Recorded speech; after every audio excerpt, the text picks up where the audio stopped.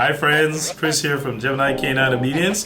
Today's topic, we're going to be speaking about the marker system, a revolutionary way of training our dogs. Today, an overview of the marker system. We're going to be talking about the various elements to the marker system, the applications, and how to use it correctly. So with that said, let's get clicking. Shake.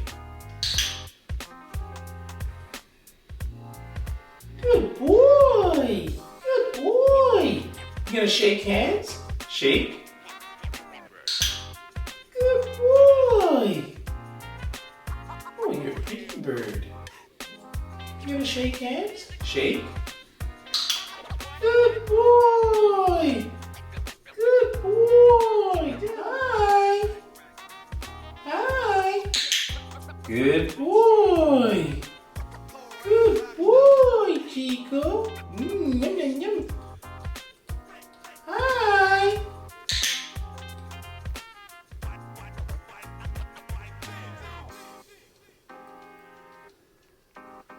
Oh, that's a big one.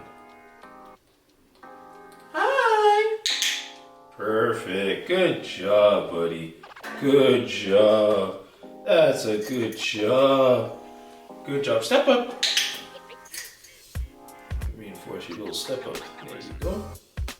Good boy. Oh, oh, such a pretty bird. Such a pretty bird with such a big beak. You got a big beak. Good boy. This is Chico, guys. This is my cockatoo. Chico's about, I think now he's about 8 years old. So he's very young still. And these guys can live as long as 60 years of age.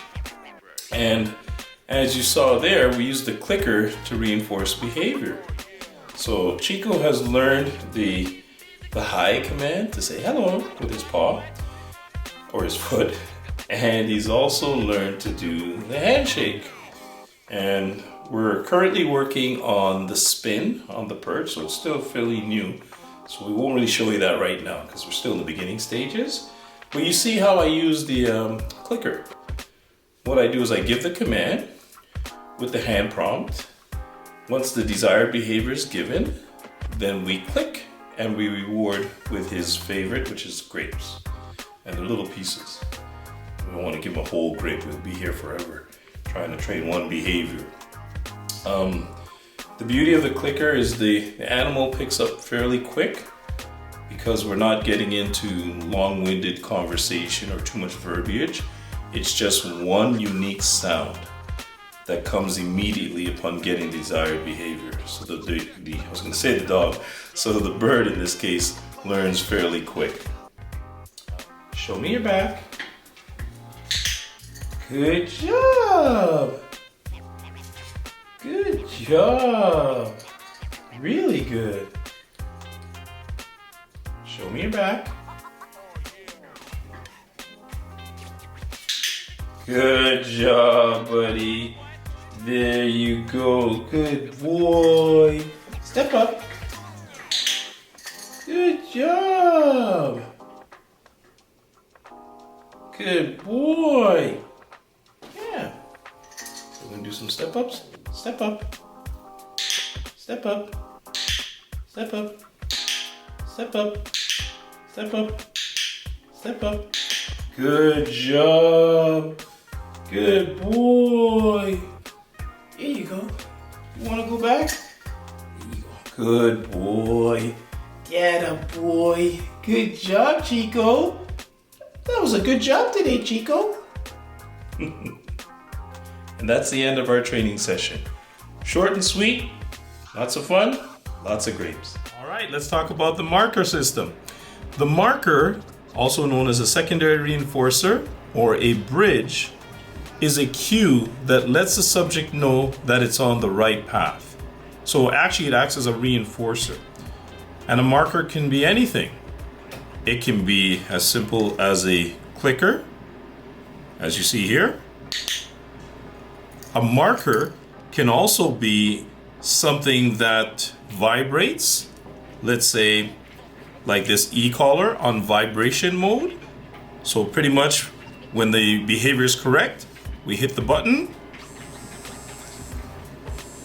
I don't know if you heard that, but it started to vibrate.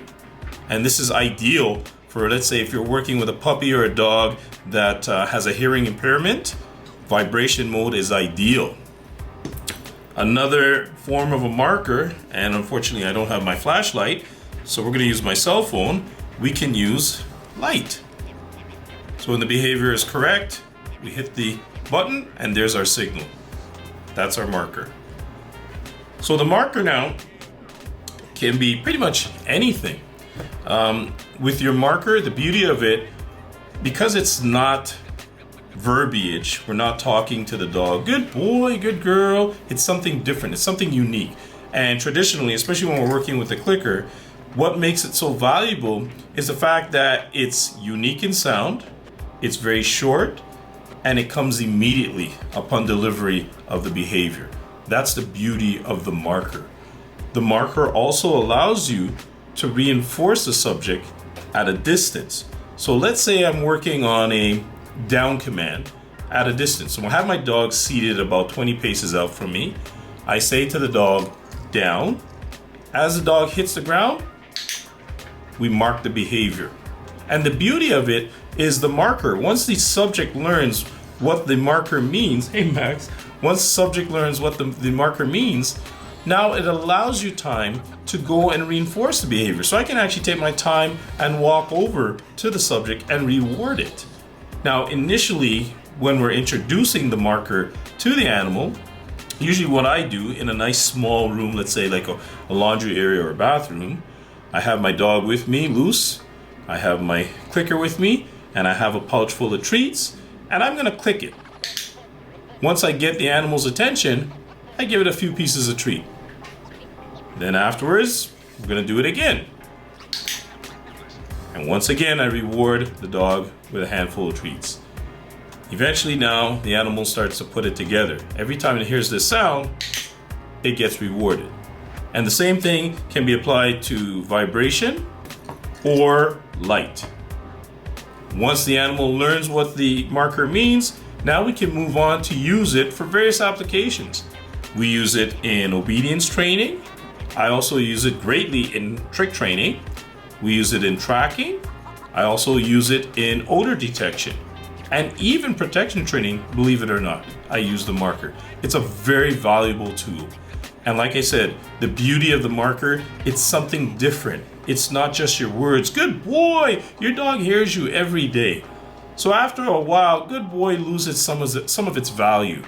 Whereas with the marker, it's beautiful. It's short, it's right to the point, and it's always followed with a very potent treat.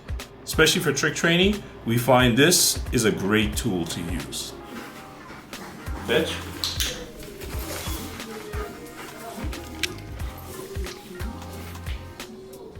Sit. Fetch.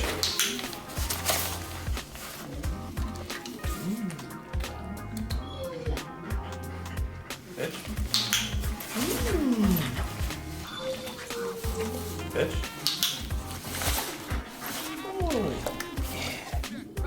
Fetch.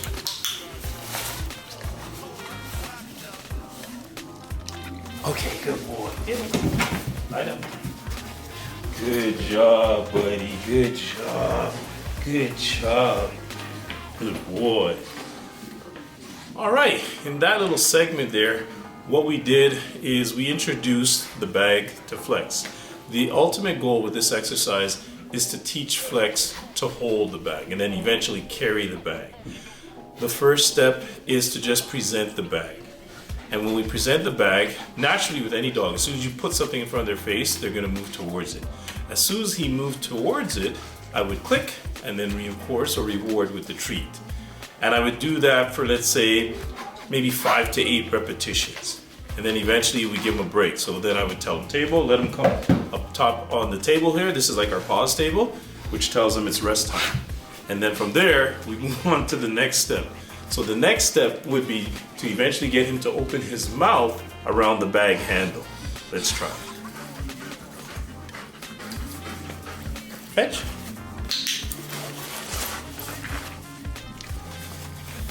Fetch.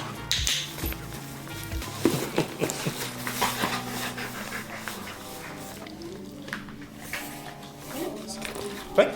Sit. Fetch.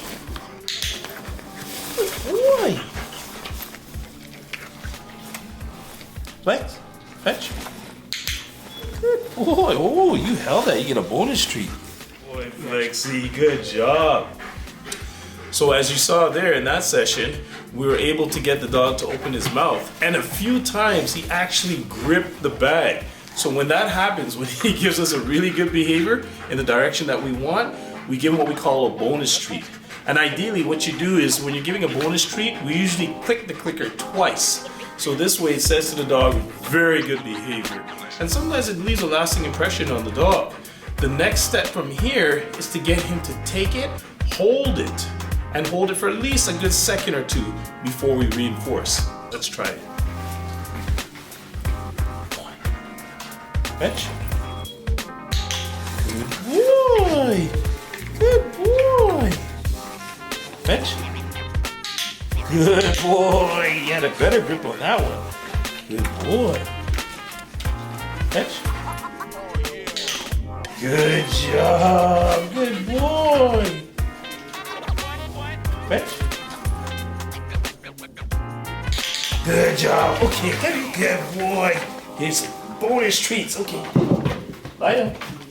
Hey. Good job. All right. Good job. Good boy. Excellent. So in that session, we got the dog to actually take the bag and hold the bag. And 2 times he held it fairly strong, and that's why he received the bonus treats.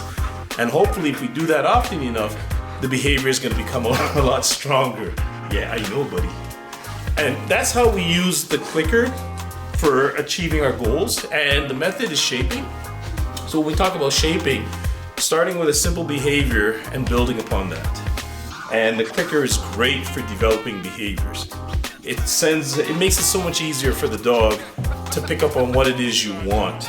And we take our time, step by step. We try not to jump the gun. You want to keep it as simple as possible for the dog when you're working with them, because they're animals and they don't understand our language. So we try and break it down in such a way that they can succeed fairly easy. Yeah, I do. So we just saw a sample of how we use the marker with Flex. Also take note, we can also have a negative marker. And a negative marker is used to address the inappropriate behavior at that point in time. It can be anything from the word no to what we use in IPO, fooey. And just like your clicker, it lets the dog know at that moment it was the undesirable behavior. The marker also allows you to continue a behavior. So for example, when I'm doing my heel exercise with my sport dog, every so often as I'm foosing my dog down the field, periodically you're gonna hear me say, good. And I do that, I vary it. So it could be anywhere from 5 steps to 15 steps. But I'm gonna continually reinforce the behavior without actually stopping to break and play with the dog. But it creates anticipation in the dog because he never knows when the reward is coming. So it helps to really keep the behavior strong. Once I get X amount of steps with focus, then I'm going to say break, which is my release command, and play with my dog. With that said, I hope you enjoyed the video today. If you liked it, don't forget thumbs up, and don't forget to subscribe to our channel.